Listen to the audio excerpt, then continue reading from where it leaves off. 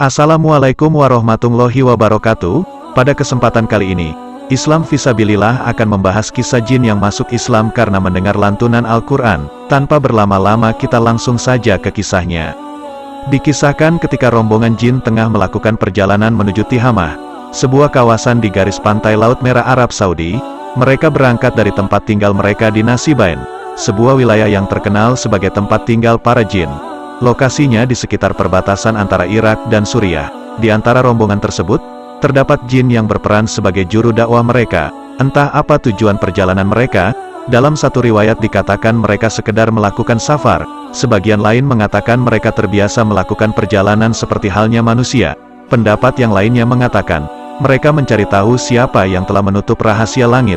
Mengingat pasca diutusnya Rasulullah, rahasia langit dijaga malaikat dari curi dengar para jin.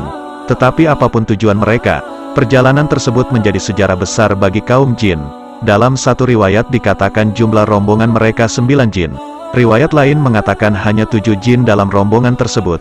Terlepas dari jumlah tersebut, ada satu jin yang merupakan juru dakwah di kalangan mereka. Di tengah perjalanan, tepatnya di kawasan Nakhla Saudi, para jin tiba-tiba mendengar sesuatu yang belum pernah mereka dengar sebelumnya. Maka nikmat Tuhan manakah yang kamu dustakan? Sebuah ayat Al-Quran yang dibaca dari surah Ar-Rahman yang menarik perhatian mereka. Ketika mendengarnya, merindinglah tubuh-tubuh mereka. Karena penasaran mereka pun mencari sumber suara itu. Setelah mendekati sumber suara itu, mereka melihat ternyata seorang yang mulia tengah menjadi imam salat. Yang dimakmumi sekumpulan manusia ialah Rasulullah Shallallahu Alaihi Wasallam. Saat itu Rasulullah dan para sahabat tengah menunaikan salat subuh. Rasulullah Shallallahu Alaihi Wasallam membaca surah Ar-Rahman saat memimpin jamaah salat. Para jin tersebut pun kemudian ikut bergabung dan duduk di belakang umat manusia yang sedang salat, karena mereka ingin mendengarkan ayat-ayat yang dilantunkan Rasulullah Shallallahu Alaihi Wasallam. Diamlah, perhatikan bacaannya. Sang juru dakwah jin meminta agar rombongan para jin diam untuk mendengarkan bacaan Rasulullah. Rombongan jin yang tadinya berbisik-bisik ribut itu pun kemudian hening, menghayati ayat Al-Quran. Sebagaimana manusia merupakan makhluk ciptaan Allah Subhanahu wa Ta'ala, Al-Quran pun diturunkan untuk seluruh alam. Rasulullah Shallallahu Alaihi Wasallam pun diutus untuk umat manusia dan jin. Maka ketika mendengar firman Allah dari lisan Rasulullah, tergugahlah hati para jin tersebut. Ketika salat jamaah selesai, juru dakwah jin itu mendatangi Rasulullah Shallallahu Alaihi Wasallam. Mewakili rombongan jin, ia mengatakan keinginan untuk lebih banyak mendengar ayat-ayat Al-Quran. Maka pergilah Rasulullah Shallallahu Alaihi Wasallam bersama para jin itu ke suatu tempat. Rasulullah Shallallahu Alaihi Wasallam pun membacakan ayat-ayat Al-Quran kepada rombongan jin tersebut.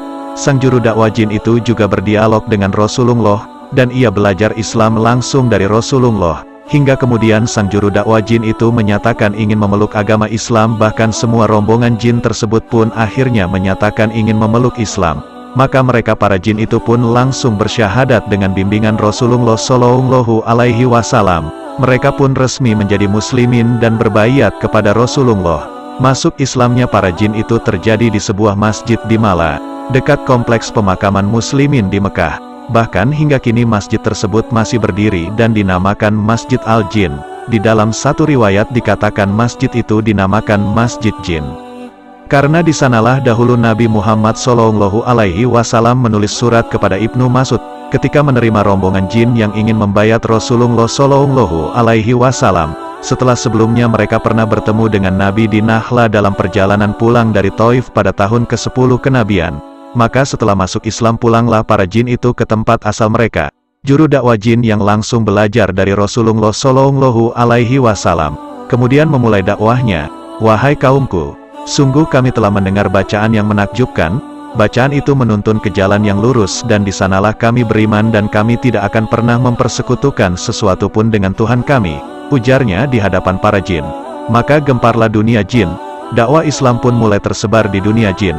Sebagian jin kemudian turut memeluk Islam dan mengunjungi majelis Rasulullah. Mereka beribadah dan mentauhidkan Allah. Sebagian lain seperti halnya manusia yang menolak dakwah Islam, mereka kafir dan memeluk agama lain. Namun ada pula jin kafir yang ikut andil membuat manusia kafir. Sebagian jin lain pun menjadi Tuhan yang diagungkan sekelompok manusia yang tersesat. Kisah mengenai masuk Islamnya para jin tersebut terdapat dalam surah Al-Jin yang artinya, katakanlah hai Muhammad, telah diwahyukan kepadaku bahwa sekumpulan jin telah mendengar bacaan. Lalu mereka berkata, kami telah mendengarkan Al-Quran yang menakjubkan, yang memberi petunjuk kepada jalan yang benar. Lalu kami beriman kepadanya, dan kami sekali-kali tidak akan mempersekutukan seorang pun dengan Tuhan kami.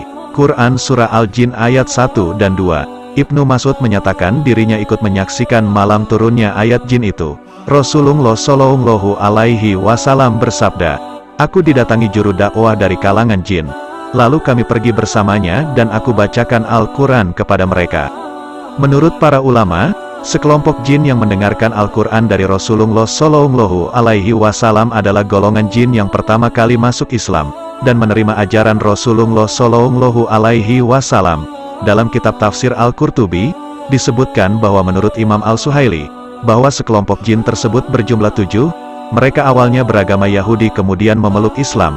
Nama-nama mereka menurut Imam Mujahid adalah Hasa, Masa, Munasya, Syashir, Masyir, Arad, Anian dan Ahkam. Di dalam Al-Quran Allah Subhanahu wa Ta'ala memberitahukan perihal bangsa jin, ketika mereka mengatakan, dan sesungguhnya di antara kami ada orang-orang yang soleh, dan di antara kami ada pula kebalikannya, kami menempuh jalan yang berbeda-beda. Quran Surah Al-Jin ayat 11. Abdullah bin Abbas radhiyallahu anhu berkata, maksud dari lafal kami menempuh jalan yang berbeda-beda adalah di antara kami ada yang beriman, ada pula yang kafir.